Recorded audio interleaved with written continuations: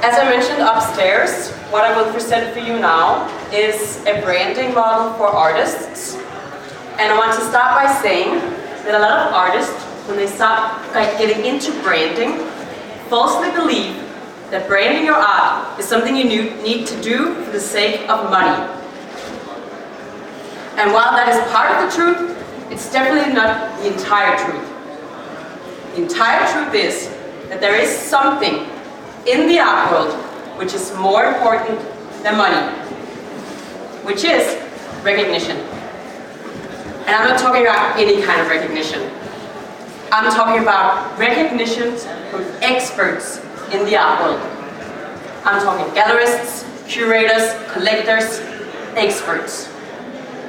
So, I want to start this tutorial by congratulating all of the artists who are exhibiting here today, because being here means that you have had your work quality stamped by a jury of experts, and that is real recognition.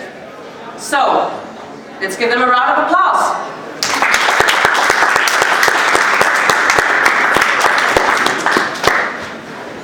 Getting the chance to show your work in an art institution, getting press, getting attention, means everything to artists.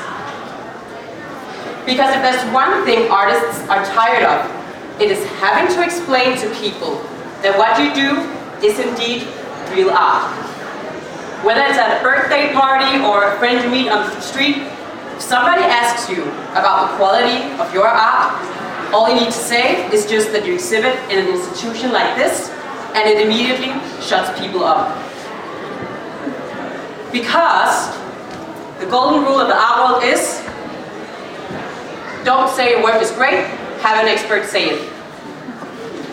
So, the ultimate goal of any artist is to get lots of recognition from experts.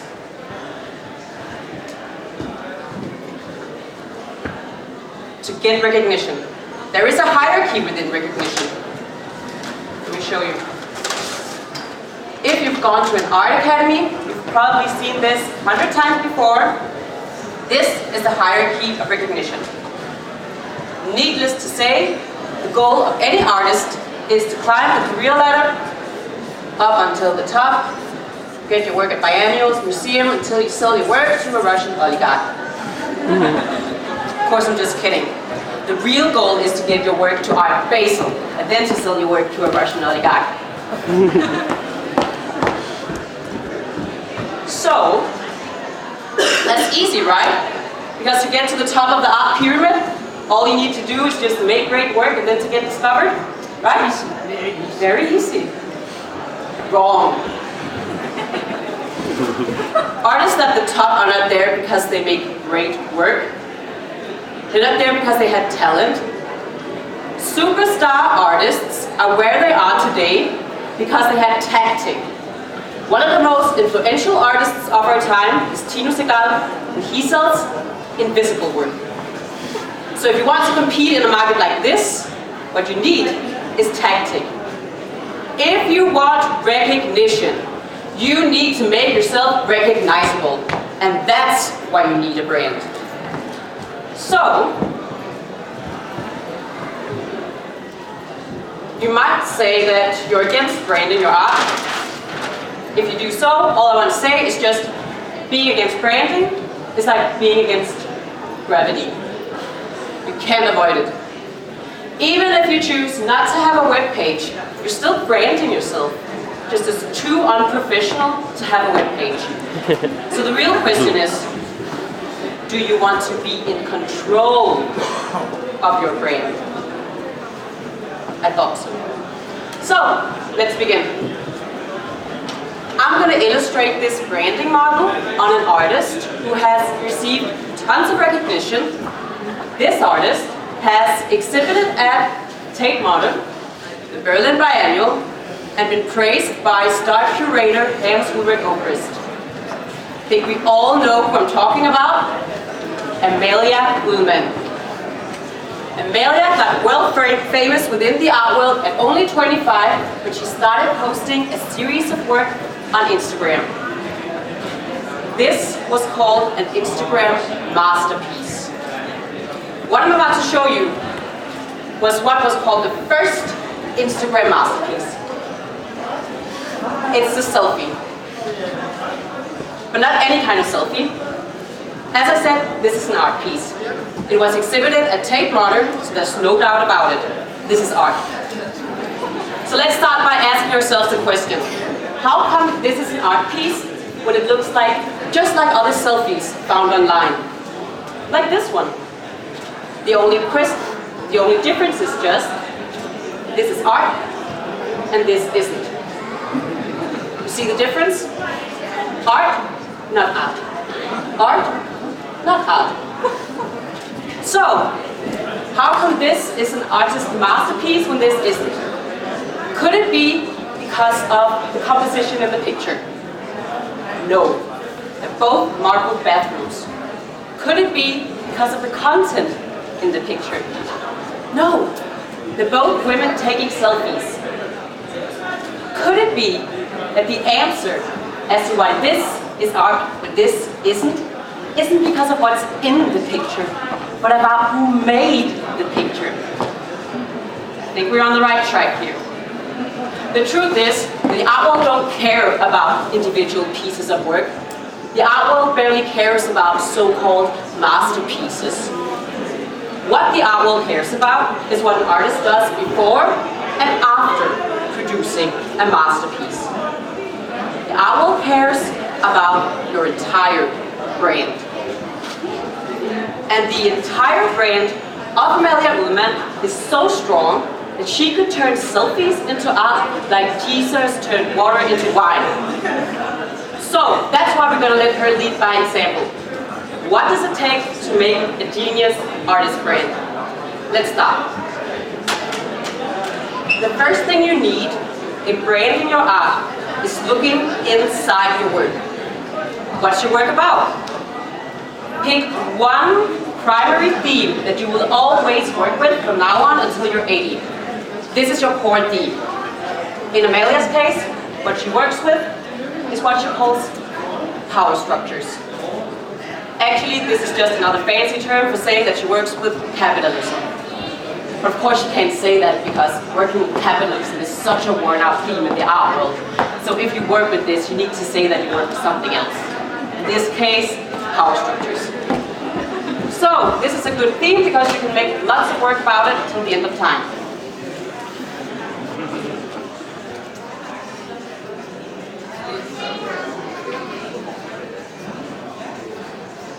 Power structures. The next thing you need is a visual identity. How does your art look like? Here you need three things.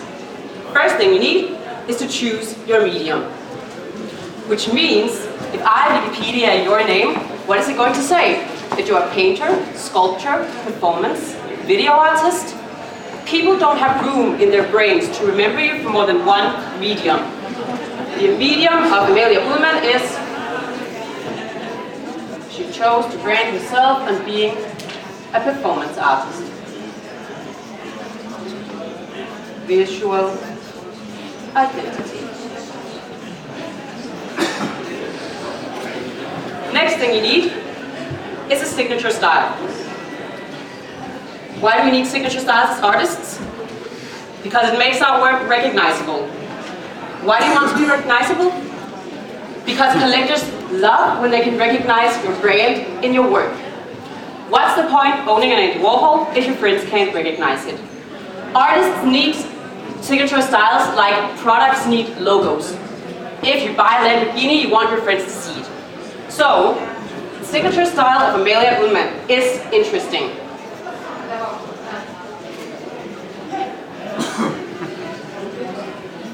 She did something which is really dangerous in the art world. She has changed her signature style. To begin with, her signature style was her iPhone. It wasn't all of her pictures, all of her photographs, which were art pieces. Her iPhone was everywhere. Then, she started doing a new series of work. Here, her signature style was her pigeon, Bob.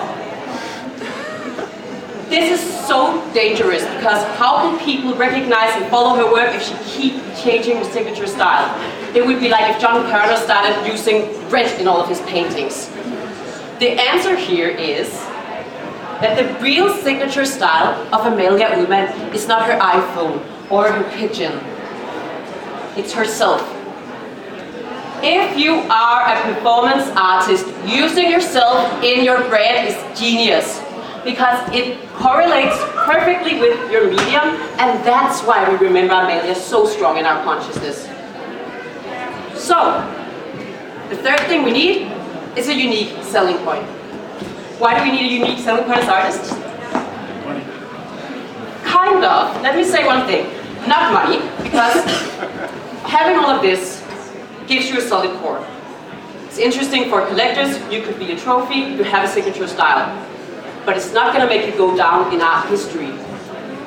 If you want to be a game changer in the art world, if you want recognitions from critics and art historians, what you need is a unique selling point. Something you can brand yourself on, which you are the first to do. And the reason why Amalie Ullmann went down in art history is because she has a unique selling point. She was the first ever to post pictures, selfies of herself on Instagram and called it art. So, the USP of Amalie Ullmann is world's first Instagram performance artist. She coined that term, which is also why it's important to check your art history, because you can be walking around thinking you have a unique selling point when actually somebody else already coined this term. So, we've now branded your work from inside and out, given you a core theme you always work with, a visual identity which makes you recognizable and unique. But there's one last thing to brand. Who are artists in here? Let me see, raise your hands. Don't doubt it, put it up in the air. We need to brand you. What's your name? You do. What's your full name? That's your full name. That's good because it's short, so people will remember it. So, do you know what people call your art? They call it your name. They would say, oh, this is a Jytte. Oh my God, that's an amazing piece. I love it. Yes, I know. Does she make more of this? I think so. That's more where it comes from. So, people, you carry your brand's name. So, people associate you with your art. So we need to brand you. You are what we call your brand's voice. So, if you have a personal story or something you can connect to your brand, which makes you memorable, this is what you should use for your brand voice. And the brand voice of Amalie Ullmann is, she branded herself on being a social climber. Every time she talks about the fact that she grew up in working class with a mom who was a Russian immigrant, and the fact that she's now in privileged middle class, is only enhancing her brand, because she works with the theme of power structures. So, the important thing here is, people don't remember your art. People remember the stories you connect to it. Which is also why storytelling is so hot in the advertisement world right now, because people are fed up with products and information and stories are being told. But if you can say one thing, you can sell one product, but you can wrap it in a story, people will listen. So, if you have problems finding your brand voice, you can do a good thing, you can look at archetypes.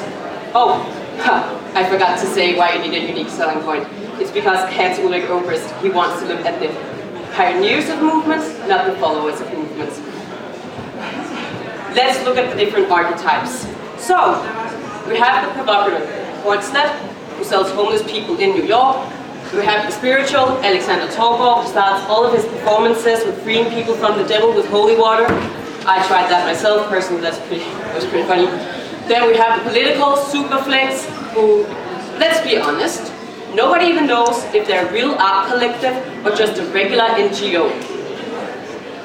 One artist who did an outstanding job branding herself with her brand voice is Ayoy Sama. I think we all remember her for her amazing installations at Louisiana. Amazing dot paintings everywhere, which make me go a little crazy. She branded herself on being insane. Which is not so interesting in itself, because there are many artists who are insane. Actually, I would say probably the vast majority of artists are a bit insane. But the reason it was so smart of her to brand herself on her mental illness was the fact that her core theme was about her mental state, which radiated out to her signature style, which was these random dot paintings, which honestly would have not been as interesting if she was not mentally ill. So, now that we've given you a core theme, a visual identity, a brand voice for your brand, all you need to do now is market it. Which is really easy, because now that you know what your brand is, all you need to do is just hand in your portfolio to a gallerist. Just kidding. Please don't do that, because marketing within the art world is just like the dating scene. Clear do's and don'ts. Because you want to seem interesting and wanted, you don't want to seem desperate and self-promoting. So how to self-promote without seeming self-promoting? That's an art in itself. But, luckily I've done all of you a huge favor. Open the catalog you've all been handed out when you first came in here today. It says, Basic How-To Guide on Marketing for Artists. This guide will tell you how to approach gatekeepers, how to spot them, how to talk to them, how to collect the right combination of friends, and how to pitch your work in 3 sentences. And there's much more inside. So, if you afterwards have more interest in marketing for artists, please do sign up for this new course, Marketing for Artists, which I'm doing in July. I can leave this for a second to take a picture of my email. All that's left to say now is just good luck climbing the career ladder.